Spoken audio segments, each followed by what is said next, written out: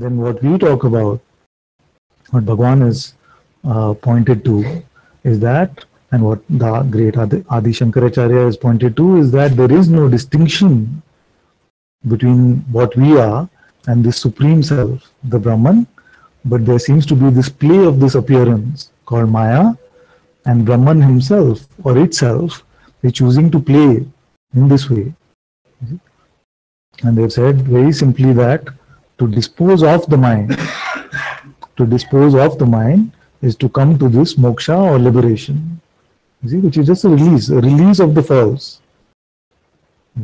So, to recognize the truth, we don't need the mind.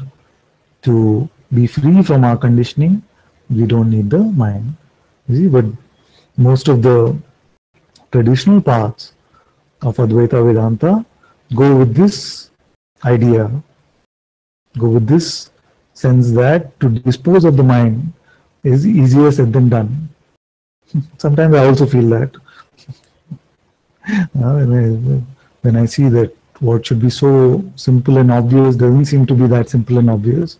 And when I look back at the play of the seeker here, I recognize that it is not how it sounds. Just keep the mind away and it is done. For some it could be.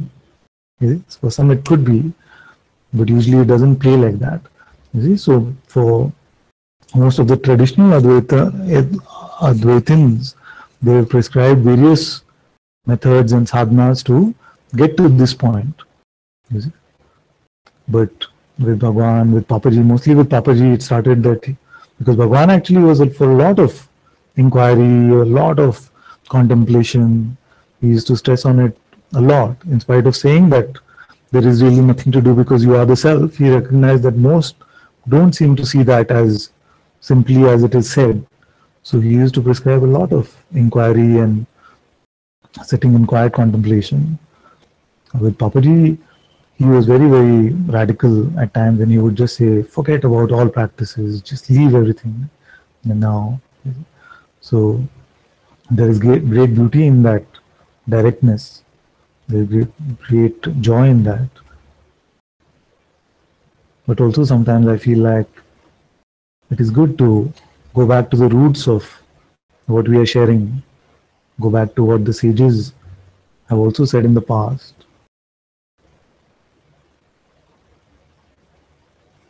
And to look at what they have prescribed when it seems like to dispose of this mind is beyond us. And it seems like all of this world of suffering is too strong. Then it's good sometimes to go back into these traditional pointings like the Ashtavakra Gita or what the other sages of Advaita Vedanta have said.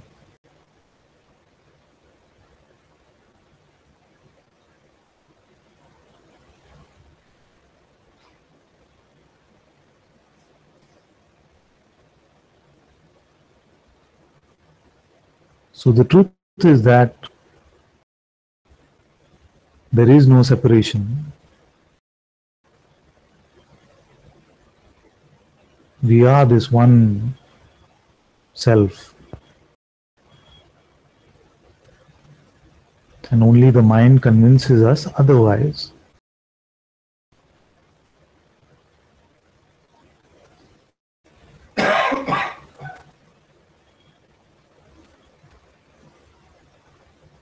That's why the sages have said, as long as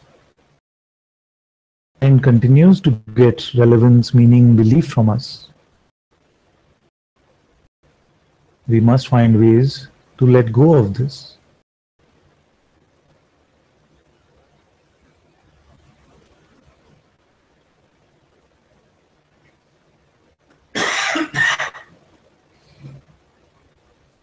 And all the sages have prescribed different ways. But in Advaita, some things are very, very common.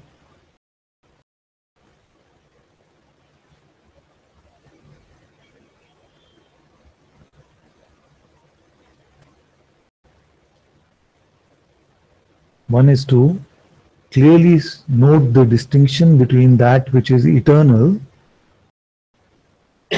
and that which is passing, which is ephemeral.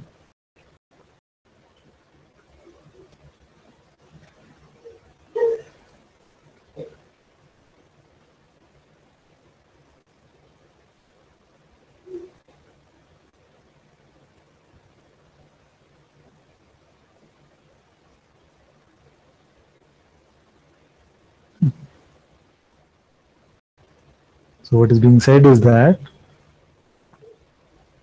we must come to this point by now, where we must